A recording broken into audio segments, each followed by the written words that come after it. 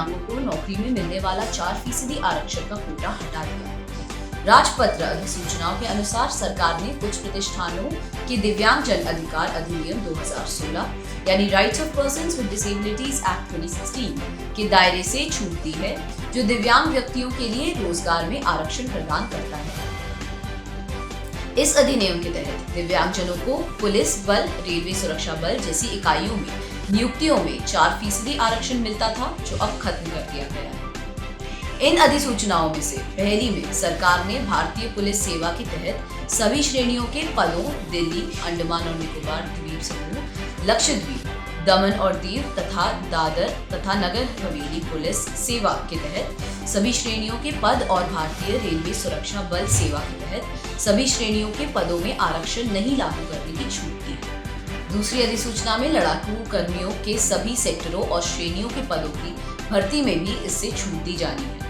दूसरी अधिसूचना में कहा गया था कि दिव्यांगजन अधिकार अधिनियम 2016 की धारा 20 की उपधारा 1 के प्रावधान और धारा 34 की उपधारा 1 के दूसरे प्रावधान द्वारा प्रदत्त शक्तियों का प्रयोग करते हुए केंद्र सरकार ने मुख्य निःशक्तजन आयुक्त के साथ परामर्श कर कार्य की प्रकृति और प्रकार को ध्यान में रखते हुए केंद्रीय सशस्त्र पुलिस बलों अर्थात सीमा सुरक्षा बल, केंद्रीय रिजर्व पुलिस बल, केंद्रीय औद्योगिक सुरक्षा बल के लड़ाकू कर्मियों के सभी श्रेणियों के पदों को छूट प्रदान करता है। भारत तिब्बत सीमा पुलिस, सशस्त्र सीमा बल और असम राइफल्स को उक्त धाराओं में प्रावधानों से मुक्त कर दिया गया है। इस बीच सामाजिक कार्यकर्ताओं ने सरकार के फैसले का विरोध किया है। दिव्यांग लोगों के वास्ते रोजगार के संवर्धन के लिए राष्ट्रीय केंद्र के कार्यकारी निर्देशक अरमान अली ने कहा कि अधिनियम की धारा 34 को छूट देना दिव्यांग व्यक्तियों के साथ घोर अन्याय है। उन्होंने कहा, पुलिस विभाग के तहत नौकरियां केवल फील्ड नौकरियों तक ही सीमित नहीं है, बल्कि फोरेंसिक, साइबर, IT सेल जैसे उप विभाग भी शामिल है, जो दिव्यांग व्यक्तियों को उनके लिए चिन्हित की गई नौकरियों में समायोजित कर सकते हैं।